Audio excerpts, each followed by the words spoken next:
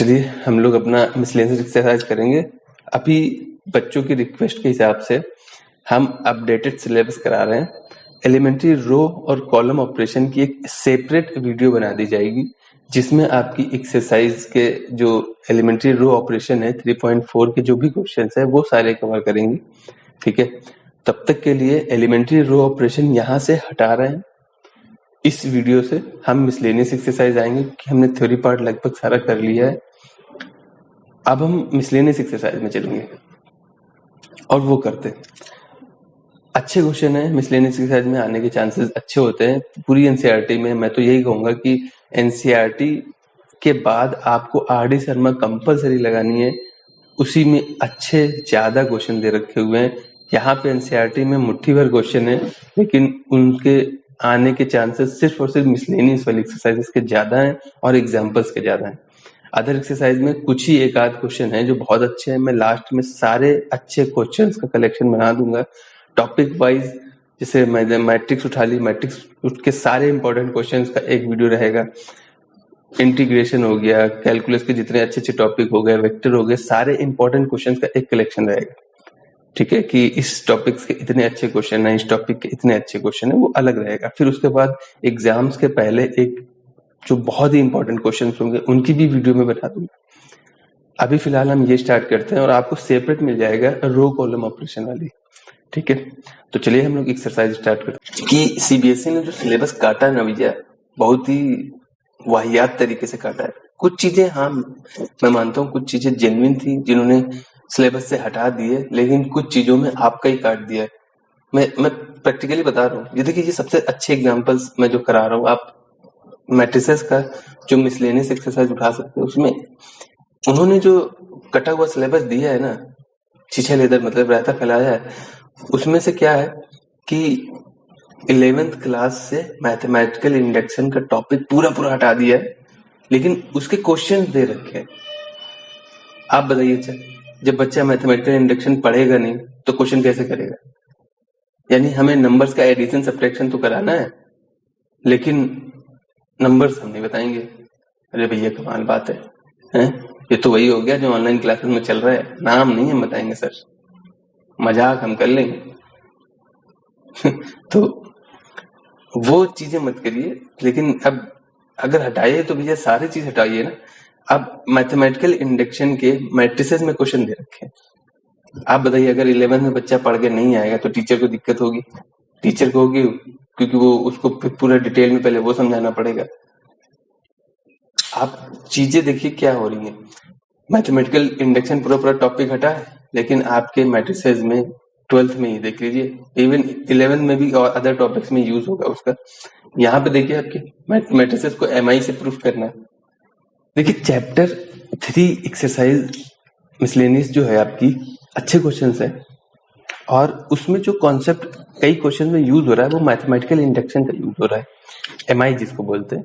आपने क्लास 11 में पढ़ा होगा, मैं उम्मीद कर सकता हूँ। कई बच्चों को छोड़ दें, उन्होंने तो क्लास 11 ऐसा कहते हैं ना कि क्लास 11 बस बर्बाद हो गया सर। क्या सर क्लास 11 बर्बाद हो गया? सर तो ठीक है, बर्बाद हो गया समझ रहे हैं, लेकिन कुछ चीज तो याद होगी भैया। अब कई बच्चों का रीजन है सर लॉकडाउन हो गया है तो रिवाइज करा दिया करिए थोड़ा थोड़ा। तो भैया हम करा देते हैं, लेकिन फिर भी आपने पढ़ रखा है, मुझे उम्मीद है। बाकी रिवीजन तो हम करा ही रहे हैं। आप देख लीजिए पहले जो इस चीज में यूज हो रहा है वर्ड मैथमेटिकल इंडक्शन, वो चीज क्या है एक थोड़ा सा रिव्यू ले लेते हैं। देखिए मैथमेटिकल इंडक्शन एक्चुअली एक वर्ड ऐसा है जिसमें आपको चीजों को, स्टेटमेंट्स को जनरलाइज करना होता है। जनरलाइज का मतलब क्या होता है? मतलब ये हो जाता है कि आपको वो स्टेटमेंट बताना है कि वो हर एक पे लागू होता है, हर एक चीज के लिए सही है। ठीक है, हर एक चीज का मतलब यहाँ पे जनरली आपके सिलेबस के हिसाब से नेचुरल नंबर्स लिया जाता है कि कोई भी स्टेटमेंट, मैथमेटिकल स्टेटमेंट जो दिया है वो सारे नेचुरल नंबर्स के लिए सही है। ये आपको बस प्रूफ करना होता है। अब इसको जरा अगर आप प्रैक्टिकल लाइफ में समझेंगे ना तो बहुत अच्छे से समझ में आएगा कहना क्या चाहता है मैथमेटिकल इंडक्शन। कैसे मैंने कोई स्टेटमेंट दिया है, एक स्पेसिफिक होता है, एक जनरल होता है, जनरलाइज होता है। तो अगर हम स्पेसिफिक से जनरलाइज करते हैं उसको इंडक्शन बोलते हैं, और अगर जनरलाइज को स्पेसिफिक बनाते हैं तो उसको डिडक्शन बोलते हैं। तो ये वर्ड आपने शायद सुना हो अगर टीचर ने आपको बताया हो, और ये वर्ड तो आपने 100% सुना होगा, आपके सिलेबस में भी है, वो तो पढ़ना ही पड़ेगा। इससे इसमें जाते हैं तो उसको हम इंडक्शन बोलते हैं, इससे इसमें जाते हैं उसको हम डिडक्शन बोलते हैं। इनका मतलब समझ लेते हैं। जैसे मैं आपकी क्लास में गया और मैंने कह दिया कि 2 बच्चे खड़े हो जाएं, तो इसका मतलब समझ में आ रहा है कि ये हर एक बच्चे पे लागू होता है, चाहे कोई भी बच्चा हो, चाहे वो गर्ल हो चाहे बॉय हो, कोई भी 2 बच्चा खड़ा हो सकते हैं। ये एक जनरल स्टेटमेंट हुआ मेरी तरफ से कि मेरे साथ कोई 2 बच्चे आ जाए, मुझे कोई काम है या मुझे कुछ आपसे करवाना है, तो 2 बच्चे खड़े हो जाएं, तो वो स्टेटमेंट हर एक पे लागू होता है। कोई 2 बच्चे खड़े हो सकते हैं। आप डिफरेंस समझ में, लेकिन मैंने कह दिया कि अब मुन्नी बदनाम क्लास में तो होगी नहीं, तो मैंने कह दिया कि भैया मोहन खड़े हो जाएं, श्याम खड़े हो जाएं, राम खड़े हो जाएं, तो मैंने कोई एक नाम ले लिया ना, तो वो स्पेसिफिक है, वो ही बंदा खड़ा होगा। अब कह दो सर नाम 2 हो तो हमें भैया वो अलग केस हो जाता है। तो आप समझ रहे हैं ना मैं क्या कहना चाह रहा हूँ। वो कहीं कहीं मिल जाते हैं कि एक ही नाम के 2 बच्चे हो जाते हैं। हम समझ लो अभी यहाँ पे नेचुरल नंबर्स 2 बार नहीं होते, 2 बार नहीं होता है, एक ही बार होता है। तो हम उस कंडीशन को लेकर चल रहे हैं, सब आइडेंटिकल है, सॉरी सारे सबके नाम अलग अलग है। तो उस सिचुएशन में हमें करना है। तो उस सिचुएशन में हुआ क्या कि अगर मैंने एक बंदे का नाम ले लिया ना, तो वो स्पेसिफिक पर्सन खड़ा होगा, आप भी खड़े होंगे अगर मैंने आपका नाम लिया है। लेकिन अगर मैंने कह दिया कि कोई एक बच्चा खड़ा हो जाए, तो वो क्लास के हर एक बच्चे पे लागू होता है कि कोई भी खड़ा हो सकता है। तो बात समझ में आ रही है। तो वो हो गया स्पेसिफिक। अगर आपने उसका नाम मेंशन कर दिया, नेम मेंशन कर दिया, या कुछ क्वालिटी मेंशन कर दी, या कुछ भी है, ये क्या है, फॉर ऑल। तो इंडक्शन क्या हो रहा है कि आप स्पेसिफिक नहीं कह रहे हैं, आप कह रहे हैं कि मैंने एक जनरल स्टेटमेंट दे दिया है कि कोई एक बच्चा मेरे साथ आ जाए, तो वो बच्चा कोई भी हो सकता है। डिफरेंस समझ में आ रहा है। तो इंडक्शन हमारा सिंपली होता है कि एक स्पेसिफिक स्टेटमेंट को एक जनरलाइज करना, मतलब वो हर एक पे लागू हो सकता है। और डिडक्शन उसका उल्टा होता है, एक जनरलाइज स्टेटमेंट को एक स्पेसिफिक में कन्वर्ट कर देना, उसे ही हमारा मैथमेटिकल इंडक्शन होता है। आप समझ में आ रहा है। तो हमको ये पढ़ना है, ये नहीं पढ़ना है, हमको इंडक्शन पढ़ना है, ये नहीं पढ़ना है। आई होप इतना क्लियर है। तो हम इंडक्शन देख लेते हैं। इंडक्शन प्रूफ करने के लिए, इंडक्शन भी प्रूफ करने के लिए आपके पास 3 स्टेटमेंट होते हैं। कहने का मतलब है हमको 3 चीजें प्रूफ करनी पड़ती हैं। क्यों? एक होता है for n is equal to 1, दूसरा होता है for n is equal to k, तीसरा होता है for n is equal to k plus 1। क्यों 3 स्टेटमेंट, क्यों ये सब क्या है? तो ये एक्चुअली आपके n क्या आता है, n होता है हमारा नेचुरल नंबर। तो सर यही क्यों लेते हैं, 1 k प्लस 1 क्यों लिया, k प्लस 2 k माइनस 1 क्यों नहीं लिया? देखिए नंबर ही यही होते हैं, आपके सारे नेचुरल नंबर ही यही हैं। नेचुरल नंबर होते क्या है?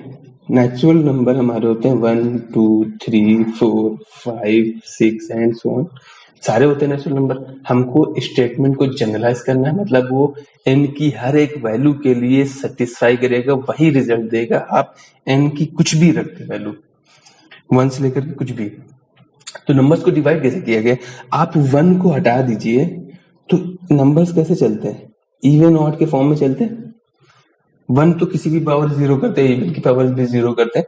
वैसे 1 को ऑड में काउंट किया जाता है, लेकिन 1 एक स्पेशल केस हो जाता है। आई होप इतना समझ में आ रहा होगा।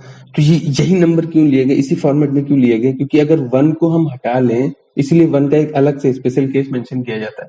उसके बाद सारे नंबर यही है, सारे नंबर्स को लिख सकते हैं। जैसे आपने 2 लिया तो अगला 2 प्लस 1 होगा, 3 लिया तो अगला 3 प्लस 1 होगा, यानी एक इवन होगा तो एक ऑड होगा। सारे नंबर्स इसी फॉर्मेट में चल रहे हैं ना, तो कोई एक इवन होगा, कोई एक ऑड होगा। ये सारे नंबर्स नेचुरल नंबर्स के फॉर्म में। तो अगर आपको नेचुरल नंबर लिखना है तो नेचुरल नंबर हमारे 1, आप कोई m ले लीजिए, m प्लस 1, ये सारे नेचुरल नंबर्स हैं। आप के एम तो स्केलर है, एक रिप्रेजेंटेशन हम कर रहे हैं, बाकी आप एम भी लिख सकते हैं, एन भी लिख सकते हैं। तो एन ऑलरेडी चलेगा तो हम के लेते हैं जनरली, आप एम लिख सकते हैं, कोई ऐसा हार्ड एंड फास्ट रूल नहीं है, आप सिंबल आप अपनी पसंद कर ले। आप अपना नाम ही रख लीजिए भैया, मुन्नी बदनाम हुई +1, ठीक है, वो आप पे डिपेंड करता है, मुन्नी बदनाम हुई और मुन्नी बदनाम हुई +1, तो वो अलग मैटर है। यहाँ पे क्या है, अब समझ में आ रहा है मैं क्या कहना चाह रहा हूँ, सारे नंबर्स हमारे काउंट करने और सारे नंबर्स हम एक एक करके तो लिखेंगे नहीं, तो हमने उनको कैटेगरी वाइज डिवाइड कर दिया, एक इवन नंबर होगा और एक ऑड नंबर होगा। तो अगर ये इवन है तो ये ऑड हो जाएगा, ये ऑड है तो ये इवन हो जाएगा। अगर m की वैल्यू हम 5 रख दें तो एक 5 है तो एक 6 आएगा, ये 1 है, 1 का केस तो हमने अलग कर ही दिया है। तो सारे जो नंबर्स होते हैं वो इवन ऑड ही तो होते हैं। तो हमें क्या करना होता है, 1 इवन और ऑड के लिए अगर प्रूफ कर दें तो वो सारी चीज के लिए प्रूफ हो जाता है। देखिए अगर n की वैल्यू आप 101 रख देंगे तो वैल्यू कितनी आ जाएगी, 101 और 102 हो जाएगा। यानी कि सारे नंबर्स हम कवर कर सकते हैं उस चीज में। आप कोई भी रख दो, 2 रख दोगे तो ये 3 आएगा, 4 रखोगे तो ये 5 आएगा, 8 रखोगे तो 9 आएगा, 10 रखोगे तो 11 आएगा, 13 रखोगे तो 14 आएगा। आई होप इतना क्लियर है। तो नंबर्स को हमने 3 कैटेगरी में डिवाइड कर दिया, एक 1, एक इवन और एक ऑड। आई होप इतना क्लियर है। तो हमें अब करना क्या होता है कि हमें इन 3 नंबर्स के लिए प्रूफ कर देंगे अगर, तो वो सारे नंबर्स के लिए प्रूफ हो जाता है कि वो सारे नंबर्स के लिए सही है। तो हमारे पास 3 स्टेप होते हैं, एक n इज इक्वल टू 1 के लिए, एक n is equal to k के लिए और एक n is equal to k+1 के लिए। ये स्टेप क्यों करते हैं, आप अगर फिर भी कुछ डाउट है तो मैथमेटिकल इंडक्शन का जो टॉपिक है वो हम कराएंगे अभी, आप उसको देख लीजिएगा, उसमें हम और अच्छे से पूरे डिटेल में एग्जाम्पल्स भी कराएंगे। तब तक यहाँ पे आ जाते हैं, आप अपना क्वेश्चन स्टार्ट करते हैं। क्वेश्चन नंबर 1 देखिए क्या कह रहा है कि कोई एक मैट्रिक्स दे रखी है और शो करना है कि ये वैल्यू इसके इक्वल है। अच्छा, और आई एक आइडेंटिटी मैट्रिक्स है, बहुत बढ़िया। एक ए मैट्रिक्स दे रखी है, अच्छी बात है, इसमें ज्यादा जीरो है तो कैलकुलेशन भी हमारी उतनी ज्यादा नहीं होगी जितनी होती है जनरली, और छोटी मैट्रिक्स है 2x2 की। आई भी हमारी 2x2 की है, तो आई हमारा होता क्या है, आप आई पहले लिख दीजिए, आई की वैल्यू होगी 1 0 0 1। एन के बारे में कुछ बता नहीं रखा है, एन नेचुरल नंबर होगा, N belongs to natural number, क्योंकि मैथमेटिकल इंडक्शन में हम नेचुरल नंबर्स पे ही काम करते हैं। हमें अब उन 3 स्टेप पे काम करना है, यानी हमें सारे नेचुरल नंबर कवर करने हैं, 1 इवन और ऑड, ठीक है। तो चलिए स्टार्ट करते हैं। यूजिंग एम आई इसको प्रूव करना है कि this is equal to this using mathematical induction. आपको ये प्रूव कर देना है कि ये वैल्यू इसके इक्वल है। हमको पता है मैथमेटिकल इंडक्शन में क्या करते हैं, 3 स्टेप्स करने होते हैं, 3 स्टेप हम फटाफट कर लेते हैं। पहला होता है for n is equal to 1, तो आपको n इज इक्वल टू 1 रखना है, देखना है कि left hand side right hand side के इक्वल आ रहे हैं। फिर n is equal to k के लिए लेफ्ट हैंड साइड में जो आ रहा है क्या वो राइट हैंड साइड के इक्वल है, फिर n is equal to k+1 के लिए कर देना है। इसका मतलब वो सारे नंबर नेचुरल नंबर्स के लिए सही है। आई होप तक क्लियर है। तो करते भी है, a इज इक्वल टू 1 रखेंगे तो लेफ्ट हैंड साइड क्या मिलेगा, 2 साइड है हमारी, एक लेफ्ट हैंड साइड है और एक राइट हैंड साइड है। और ये for n is equal to 1 वाला कॉलम मैं थोड़ा स्पेसिफिक लिखे दे रहा हूँ। n इज इक्वल टू 1 रखेंगे तो यहाँ आएगी a i b a की पावर 1 कर देंगे तो 1 को इग्नोर कर सकते हैं, सिंपली लेफ्ट हैंड साइड में कितना आ जाएगा, इतना आ जाएगा। यहाँ पे 1 रखेंगे तो वैल्यू आएगी, राइट हैंड साइड की बात कर रहे हैं तो a की पावर 1 i p n की जगह 1 a की पावर 1 -1 b a। तो किसी की पावर 0 वैल्यू 1 होती है, ये 1 है तो a i इसको इग्नोर कर सकते हैं, इसको इग्नोर कर सकते हैं क्योंकि किसी की पावर 0 वैल्यू 1 होती है। आई होप इतना क्लियर है। तो ये तो पावर 1 थी, ये a लिख दिया, ये i है, ये प्लस ये पावर 0 वैल्यू 1, ये पूरा 1 हो जाएगा b a। तो मुझे दिख रहा है दोनों चीजें इक्वल है, तो ये ट्रू है, ठीक है। So it is true, it is true for n is equal to 1। दूसरा स्टेप क्या होता है, for n is equal to k। अब यहाँ क्या होता है कि हम अगर इवन के लिए के हमें पता नहीं होता ना कि क्या होता है, तो इसको प्रूफ करने के लिए हम करते क्या है कि इसको मान लेते हैं कि ये सही है, और अगर ये सही है तो इसका यूज करके हम k+1 प्रूफ कर देते हैं। देखिए बहुत इजी स्टेप्स होते हैं। पहला 1 रखना है, सिंपल, बहुत इजी है। जहां n है वहां 1 रख दीजिए, लेफ्ट और राइट इक्वल आ जाएंगे। दूसरा क्या होता है, वो हम मानते हैं। तो इस स्टेप में क्या होता है, यहाँ पे हम लिखेंगे let it is true for n is equal to k। तो इस स्टेप को हमने प्रूव नहीं किया है, तो इस स्टेप का हमें यूज करके दिखाना पड़ेगा कि ये सही है, क्योंकि अगर ये सही है तभी आगे वाला प्रूव हो पाएगा। और अगर वो इसका यूज करके प्रूव हो रहा है, इसका मतलब जो हमने माना था वो सही था, और अगर नहीं हो रहा तो नहीं सही होगा। इतना तो समझ में आ रहा है।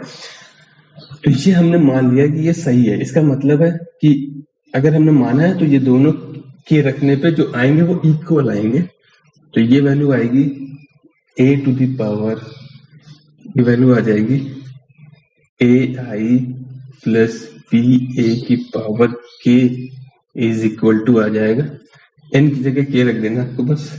तो a की power k i plus k a की power k minus 1 b a। तो ये हम इक्वेशन 1 ले रहे हैं, क्योंकि इसका हमें यूज करना पड़ेगा। ये इक्वेशन 1 हम ये ले रहे हैं। अब हमारा तीसरा स्टेप है for n is equal to k के लिए। तो तीसरा स्टेप करते हैं for n is equal to k plus 1। अभी इसमें तो हमने कुछ किया नहीं, ये तो हमने थोड़ी कैलकुलेशन की, 1 रखा, देखा इक्वल आ रहा है, ये हमने माना कि ये सही है। अब हमने माना है ना भैया, हमारे मानने से क्या होता है, हम तो कुछ भी मान ले, हम कहते हैं ये सही है, हम मान लें कि पूरा क्वेश्चन ही सही है, काम खत्म, आगे बढ़ो। लेकिन उससे नहीं होगा ना। तो अगर हमने ये माना है तो हमको इसका यूज करके दिखा देंगे कि आगे चीजें सही आ रही है, इसका मतलब आपका मानना सही है। क्यों भाई? तो अगर k+1 रखते हैं तो लेफ्ट हैंड साइड में कितना आएगा, लेफ्ट हैंड साइड कितना आएगा, ai b a की पावर k+1 इक्वल आएगा, आना चाहिए।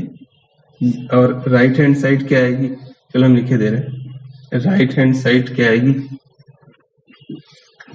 ये प्रूफ करना पड़ेगा अभी। कैसे? a की power k+1 into I plus k+1 into a की पावर k b a। देखिए यहाँ k+1 रखेंगे तो k+1 माइनस 1 1 से 1 कैंसिल हो जाएगा यहाँ पे। तो a की पावर k बचेगा। तो अब हमें लेफ्ट हैंड साइड यूज करके ये प्रूफ करना है। तो हमारी कैलकुलेशन हमने लेफ्ट हैंड साइड उठा ली और ये हमें लाना है। तो चलिए स्टार्ट करते हैं। ये कैसे आएगा, तो हमने लेफ्ट हैंड साइड उठा लिया, ai plus B A to the power k+1, और इसको सॉल्व करना है। और ये अगर आ जाता है इसका मतलब लेफ्ट हैंड साइड इक्वल है। इसके लिए भी आप कुछ भी रखो, दोनों इक्वल आ रहे हैं, तो इसका मतलब वो पूरा स्टेटमेंट सही है। अब इसका मल्टीप्लाई कैसे करेंगे, हमें क्या क्या चीजें पता है, हमें पावर 1 रखने पे पता है और इसकी पावर k करना है। तो अगर हम किसी की पावर a की पावर m+1 लिख रहे हैं तो इसको हम क्या लिख सकते हैं, a की पावर m इंटू a लिख सकते हैं। भैया पावर ही तो ब्रेक कर रहे हैं, एक पावर हटा रहे हैं तो एक पावर कम हो जाएगी। तो यहाँ पे पावर एक्स्ट्रा है तो इसको हम क्या लिख सकते हैं, ai प्लस बी ए इंटू ai प्लस बी ए की पावर k। ठीक है, पावर k+1 थी, इसको 2 पार्ट में ब्रेक कर दिया, 1 वाली अलग कर दी और k वाली अलग कर दी। आई होप इतना क्लियर है। अब हमको ये चीज हमें यूज भी करनी थी, क्योंकि ये हमने प्रूव नहीं किया था, ये तो भैया हमने मान लिया था कि ये सही है। हमने बताया ना, आपके मानने न मानने से कुछ नहीं होता है, हमको दिखाना पड़ता है कि अगर हमने जो माना था वो सही था तो ये भी सही आना चाहिए, और अगर ये सही आ रहा है इसका मतलब जो हमने माना था वो सही था। तो ये चीज जो है यहां से उठा के रखेंगे हम,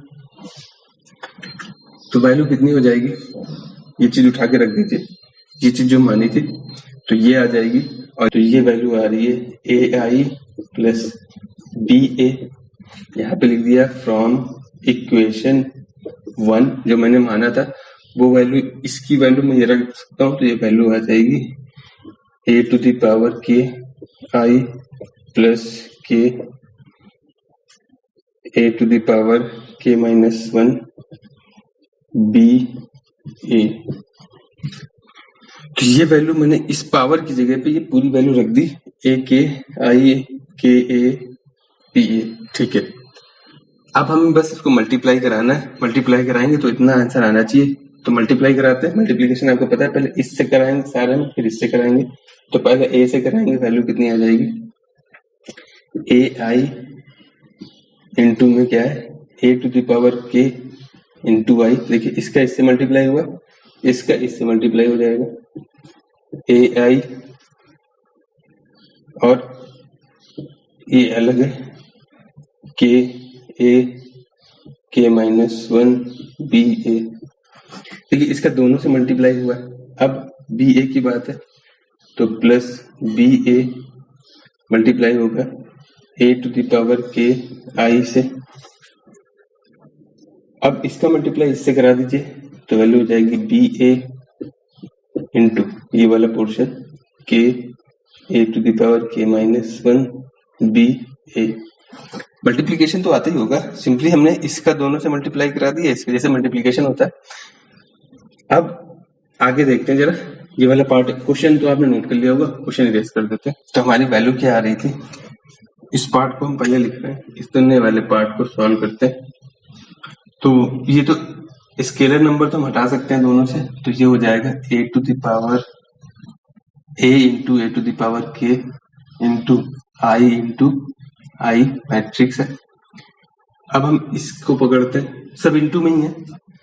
तो स्केलर मैट्रिक्स में क्या होता है, मैट्रिक्स में मैट्रिक्स का ऑर्डर मैटर करता है। अगर ए बी सी है तो उसको आप बी सी ए या सी ए बी नहीं लिख सकते, लेकिन अगर के ए दे रखा है और यहाँ पे कोई और नंबर है, यहाँ पे ए दे रखा है, यहाँ पे बी दे रखा है, तो ये नंबर्स है, स्केलर मल्टीप्लिकेशन आप कह सकते हैं। तो ये आप अलग कर सकते हैं और ऐसे ही ऑर्डर लिखेंगे, इनको रिवर्स नहीं कर सकते। तो ये चीजें आपको पता होगी। और ए का किसी में मल्टीप्लाई कराओगे आई से और ये आई का आगे पीछे ऑर्डर चेंज कर दो, कोई फर्क नहीं पड़ता, वो वही रहता है। क्योंकि मैंने बता रखा है मैट्रिक्स में आई वैसे ही होता है जैसे आपका 1 होता है अदर चीजों के लिए। 1 का मल्टीप्लाई कराने से 5 में 1 का मल्टीप्लाई कराओगे, पहले कराओ बाद में कराओ, कोई फर्क नहीं पड़ता है। मैट्रिक्स में ऑर्डर मैटर करता है, इसीलिए हमें आगे पीछे ये मैटर करता है। इसलिए आप 1 आई का मल्टीप्लाई किसी से भी कराएंगे तो कोई फर्क नहीं आता, ये चीज ध्यान रखना है आपको। और कोई नंबर दे रखा है तो नंबर्स को हम अलग निकाल सकते हैं और ऑर्डर वैसे लिखेंगे। ये दो चीजें आप ध्यान रखिए जो यूज होंगी यहाँ पे। तो पहले वाले में हमने क्या किया, कांस्टेंट बाहर निकाल दिया, आई कर दिया, 1 इंटू 1 ही जाता है। अब इस वाले में देखो जितने कांस्टेंट है ए के बी ये सब अलग हो जाएंगे, तो आई की वैल्यू प्लस की ए के A to the power K minus 1 B, ये सारे कांस्टेंट थे, अलग हो गए, वैल्यू ए बची। ए मैट्रिक्स है, इसमें क्या है, ये सब कांस्टेंट है, plus B A to the power K A आई। इस वाले पार्ट में बचा, इस वाले पार्ट में क्या बच रहा है, प्लस का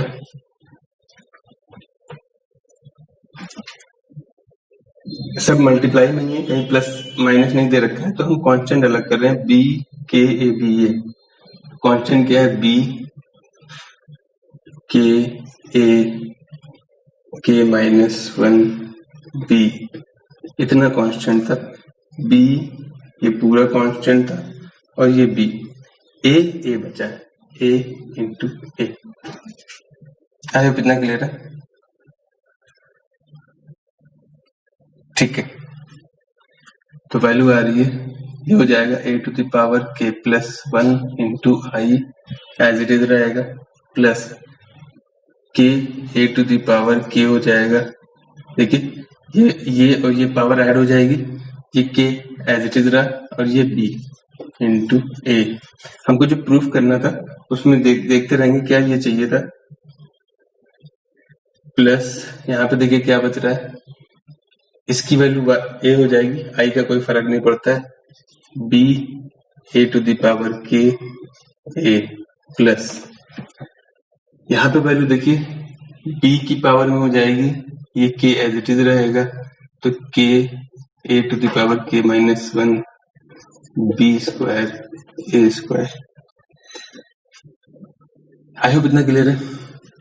अब इनमें से देखिए क्या क्या कॉमन आ रहा है, ये तो एज इट इज चाहिए था तो हमें इसका कुछ नहीं करना है, तो ये ए to the power K plus 1 into आई रहेगा। यहां से कितना कॉमन आ रहा है, ये पूरा पूरा कॉमन आ रहा है देखिए, तो वैल्यू बचेगी K plus 1 into A to the power K B A. ये देखिए ना, ये पूरा पूरा कॉमन आ रहा था, ये पूरा पोर्शन कॉमन आ रहा था, तो हमने कॉमन ले लिए। अब वैल्यू के प्लस 1 बच रही है, साथ में देखिए हमको जो चाहिए था वो इतना पार्ट तो मिल चुका है ऑलरेडी, हमको जो चाहिए था जो प्रूफ करना था वो इतना पार्ट तो मिल चुका है, लेकिन एक्स्ट्रा क्या मिल रहा है, एक्स्ट्रा मिल रहा है हमको, वो है के ए की power K minus 1 B square into ए स्क्वायर। अब ये कैसे जाएगा, हमें सिंपली ए स्क्वायर की वैल्यू निकालनी पड़ेगी। ए हमको क्वेश्चन में दे रखा था, वो वैल्यू हमको पुट कर देनी है यहाँ पे। पहले इतना ये पोर्शन नोट कर लीजिए, इतना हम इरेज कर रहे हैं। हमको ए क्या दिया था 0 1 0 0, हमको निकालना क्या ए स्क्वायर, तो ए स्क्वायर कैसे आएगा ए इंटू ए करके, तो ए क्या है 0 1 0 1 इंटू 0 1 0 0, मल्टीप्लाई तो कराना है, तो मल्टीप्लाई कराएंगे तो रो उठाएंगे कॉलम पे रख देंगे तो वैल्यू कितनी आएगी, ये रो उठाया ऐसे घुमा के यहाँ रखेंगे तो ये 0 पे जाएगा, ये भी 0 पे जाएगा तो 0 आएगा। आई होप इतना क्लियर है। अब इस पे रखेंगे आके तो इसको उठा के ऐसे रोटेट कराएंगे तो 1 0 1 पे जाएगा, 1 0 पे जाएगा तब भी 0 आएगा। आई होप इतना क्लियर है।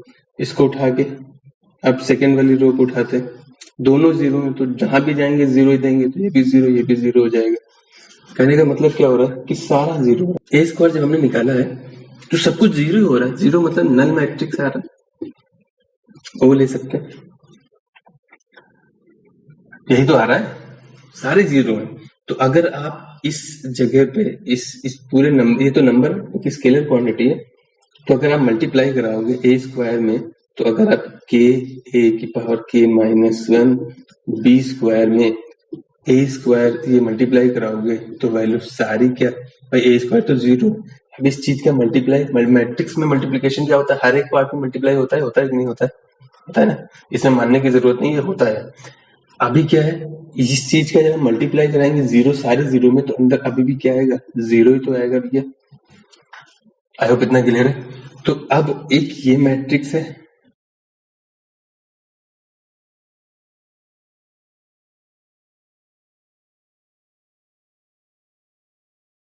और यहाँ पे क्या आएगा 0 0 0 0, या ओ आ जाएगा, आप ऐसे लिखो चाहे ओ लिख सकते थे। अब हमें पता है कि कोई मैट्रिक्स में अगर आप ओ ऐड करोगे तो कोई फर्क नहीं पड़ेगा, जैसे ही आप मैट्रिक्स में मल्टीप्लाई कराते हो 1 से तो कोई फर्क नहीं पड़ता, अगर आप मैट्रिक्स में 0 से मल्टीप्लाई कराते हो तो 0 हो जाएगा, उतना पता है। 0 बेसिकली ये नल मैट्रिक्स होता है, इस फॉर्म में चलता है, लिखते हैं हम इसको ओ है। कहने का मतलब है अगर आप 1 किसी नंबर में 0 ऐड करोगे तो कोई फर्क नहीं पड़ता ना, वही मैट्रिक्स में ही होता है। किसी भी मैट्रिक्स में अगर आप 0 वाली मैट्रिक्स ऐड करोगे कोई फर्क नहीं पड़ेगा, तो इस मैट्रिक्स में अगर आप 0 ऐड करोगे कोई फर्क नहीं पड़ेगा। सो ये क्या देगा हमें, के plus 1 into I K plus 1 A to the power K D A which is equal to right hand side. यही तो मिलाना था, तो हो गया लेफ्ट हैंड साइड से हमने उठाया था और राइट हैंड साइड प्रूव कर दिया। देखिए मैथमेटिकल इंडक्शन में 1 और 2 के लिए तो बहुत इजी होता है, ठीक है, मतलब के 2 स्टेप जो होते हैं, फर्स्ट और 2 स्टेप जो होते हैं, एक तो सीधा 1 रखना होता है और एक हमको मानना होता है कि ये ट्रू है, तो दोनों बहुत इजी होते हैं, लेकिन सारी कैलकुलेशन 3rd स्टेप में होती है। ठीक है। थर्ड स्टेप में हमें जो माना था और बाकी क्वेश्चन में जो दिया था, जैसे ए स्क्वायर निकालना पड़ा, क्वेश्चन में ए दिया था इसीलिए ए दे रखा था क्योंकि उसका यूज होगा कहीं, यहाँ देखो यूज हुआ, क्योंकि हमें इतना तो चाहिए था, ये एक्स्ट्रा आ रहा था, ये एक्स्ट्रा आएगा उसके बारे में हमें पहले स्क्वायर पता होना चाहिए, तो हमने ए स्क्वायर निकाला, देखा सब जीरो हो गए, इसका मतलब वो खत्म हो जाएगा। आई होप इतना क्लियर। जब हमने ये तीनों चीजें क्लियर प्रूफ कर दिया तो आगे लिख दो hence it is true for all n belongs to natural number, यानी ये n के सभी नेचुरल नंबर्स के लिए ये बात सही है। आई होप इतना क्लियर है। ये अगर क्लियर है तो हम नेक्स्ट क्वेश्चन पे चलते हैं, नहीं क्लियर है तो रिवाइंड कर लेना वीडियो, किया जाता है उसमें थोड़ा सा बैक करना है, और उसमें भी मैथमेटिकल इंडक्शन का यूज हो रहा है, काफी क्वेश्चन है इसमें जो इसमें एमआई का यूज होगा, तो वो हम करते हैं, पहले इतना नोट कीजिए। पहला स्टेप होता है for n is equal to 1, तो n इज इक्वल टू 1 रखेंगे तो वैल्यू क्या हो जाएगी, a की पावर 1, वैल्यू कितनी आएगी, सबके जीरो हो जाएगा, 3 की पावर 1 माइनस 1 वैल्यू 0, 3 की पावर 0 वैल्यू 1, भाई सबके जीरो, जब सबके 3 की पावर 0 वैल्यू 1, तो वैल्यू कितनी आ जाएगी,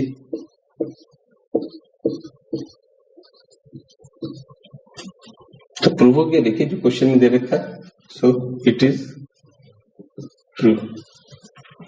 दूसरा स्टेप क्या होता है, लेट, हम मानते हैं भैया, मानते बहुत है हम,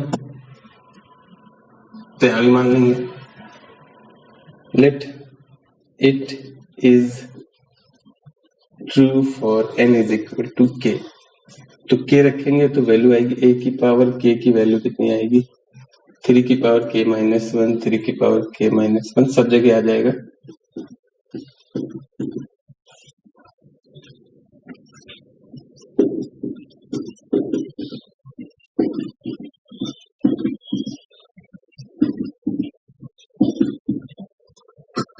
ये इक्वेशन 1, इक्वेशन 1 क्योंकि इसका यूज करना पड़ता है हमको। तीसरा स्टेप आता है for n is equal to k plus 1, जितने छोटे ये होते हैं उतना ही बड़ा ये होता है, तो करते हैं ये, for n is equal to k plus 1, value आएगी a to the power k plus 1 की वैल्यू हमको लानी कितनी है, अब देखिए 3 की power k plus 1 minus n की जगह हम k प्लस 1 रखेंगे यहाँ पे, तो वैल्यू आएगी 3 की पावर k, सब जगह ये आ जाएगा, तो हमको लाना है 3 की पावर k, 3 की पावर k,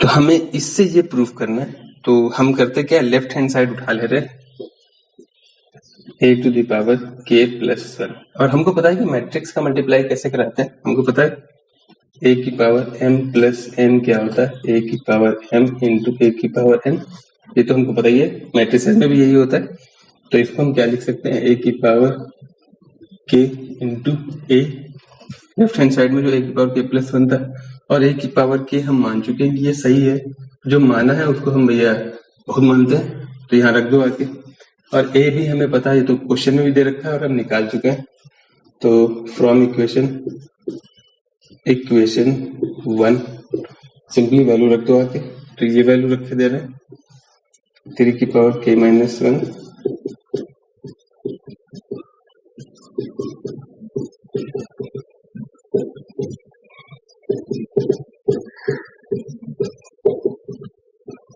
इंटू a,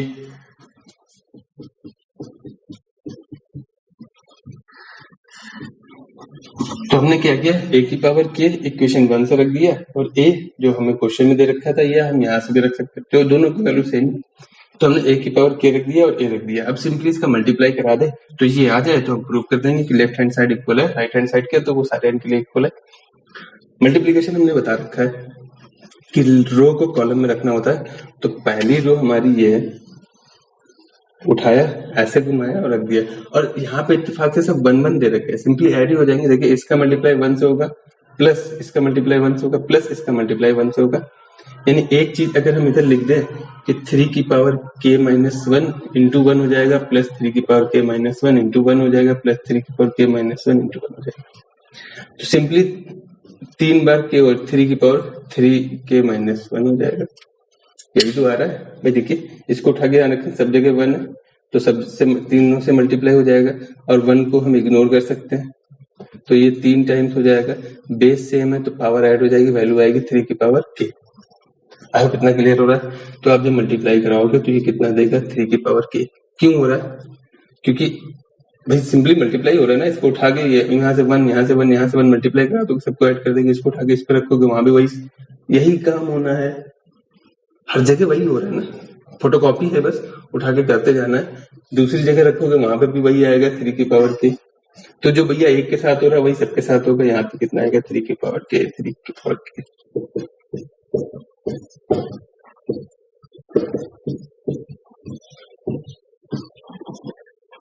आप देखिए हमने सिर्फ मल्टीप्लाई करा दिया तो हेंस प्रूव हो गया left hand side is equal है राइट हैंड साइड के। So it is true for all n belongs to natural number.